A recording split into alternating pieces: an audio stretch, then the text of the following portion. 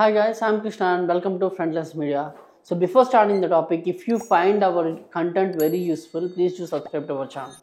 So ఈరోజు topic వచ్చేసి చాలా మందికి చిన్నప్పటి నుంచి మ్యాథ్స్ అంటే భయం ఉంటుంది అండ్ ఆ భయం వల్ల కొంతమంది బైపీసీ తీసుకుంటారు, కొంతమంది ఎంపీసీలో కంటిన్యూ అయ్యి అలాగే సర్వైవ్ అవుతూ ఉంటారు. కానీ చాలామంది software side, IT related side రావాలంటే కూడా కోడింగ్ నేర్చుకోవడానికి మ్యాథ్స్ అనేది కావాలా అని అంటూ ఉంటారు.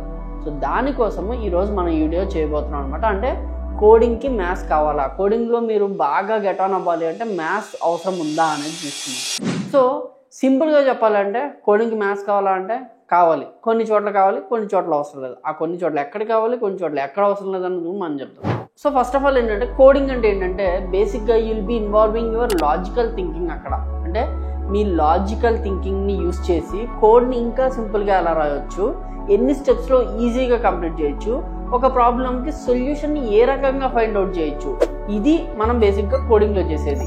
దీన్ని అంటే ఈ సింపుల్ లాజికల్ థింకింగ్ని మనము రాయడానికి కంప్యూటర్కి అర్థమయ్యే ఏదో ఒక ప్రోగ్రామింగ్ లాంగ్వేజ్ నేర్చుకుంటాము. అది జావా కావచ్చు, పైథాన్ కావచ్చు, ఇవన్నీ. సో జావాకి, పైథాన్కి, మ్యాథ్స్కి సంబంధమే లేదు, కానీ అందులో ఇన్వాల్వ్ అయ్యే లాజిక్ మీకు తెలియాలంటే అక్కడ మ్యాథ్స్ ఇన్వాల్వ్మెంట్ అనేది కొంతవరకు ఉంటుంది. అంటే అసలు నాకు మ్యాథ్స్ అనేది రాదు, అప్పుడు నేను కోడింగే నేర్చుకోలేదంటే 100% కాదు.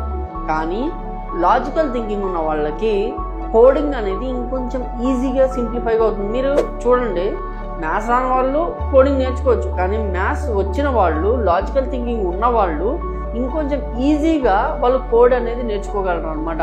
సో ఈ పరంగా చూసుకుంటే ఇంకా మ్యాథ్స్ ఎక్కువ ఎక్కడ కావాలని మనం ఆలోచించుకున్నట్లయితే మనకి మెషిన్ లెర్నింగ్, డేటా సైన్స్ లాంటి ఫీల్డ్స్లో మ్యాథ్స్ ఇన్వాల్వ్మెంట్ అనేది ఎక్కువ ఉంటుంది. ఎందుకంటే అక్కడ లీనియర్ ఆల్జీబ్రా ఇలాంటి ఫంక్షన్స్ ఇవన్నీ కూడా మనకి ఈ కోడింగ్స్లో అంటే ఈ మెషిన్ లెర్నింగ్, డేటా సైన్స్ నేర్చుకునే దగ్గర ఇన్వాల్వ్ అయి ఉంటుంది తప్పించి బేసిక్గా మీరు ఏదైతే full stock, core Java, core Python, లేకపోతే వెబ్ డెవలప్మెంట్ ఇలాంటి వాటికి మ్యాథ్స్ ఇన్వాల్వ్మెంట్ అవసరం లేదు. కానీ మీరంటూ కోడింగ్ నేర్చుకోవాలి అనుకుంటే మీకు లాజికల్ థింకింగ్ అయితే ఖచ్చితంగా ఉండాలి. ఎప్పుడు అంటే మీరు హై ప్యాకేజ్కి వెళ్ళాలనుకుంటే అక్కడే ఉండి సింపుల్గా ఏదో కోడ్ రాసేసి జాబ్లో కంటిన్యూ అయిపోవచ్చు అనుకుంటే చేయొచ్చు. కానీ ఎప్పుడైతే హై ప్యాకేజ్కి వెళ్ళాలనుకున్నారో అక్కడ మీకు DSA, data structures and algorithms అనేది ఇన్వాల్వ్ అయి ఉంటుంది.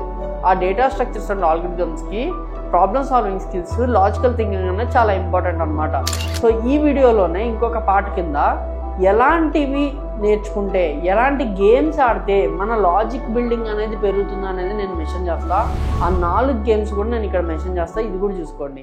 ఈ 4 గేమ్స్ కనుక మీరు ఆడుతూ ఫ్రీక్వెంట్గా చూస్తుంటే మీ లాజికల్ థింకింగ్ పవర్ అనేది కూడా ఇంప్రూవ్ అవుతుంది అనమాట.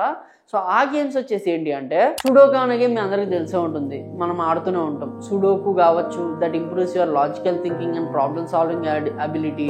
అలాగే 2048 అనే గేమ్ ఉంటుంది, అంటే నెక్స్ట్ మూవ్ ఏంటి అనేది. సో కోడింగ్ కూడా అంతే, నెక్స్ట్ మూవ్లో మనం ఏం చేస్తున్నాం అనేది మనం ముందే అజ్యూమ్ చేయాలి. సో 2048 కూడా అంతే. తర్వాత వచ్చేసి కెన్ అనే గేమ్ ఉంటుంది, ఇది కూడా సంథింగ్ లైక్ 2048 లాంటిది అనమాట.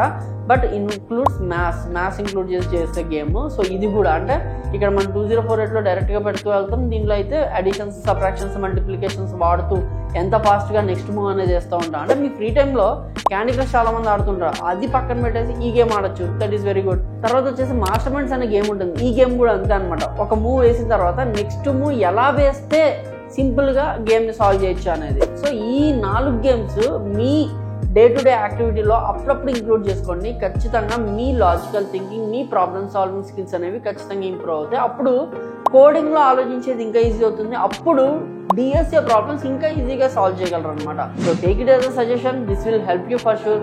కాబట్టి do follow Frontless Media if you like this content, and I'm Krishna signing off. Thank you.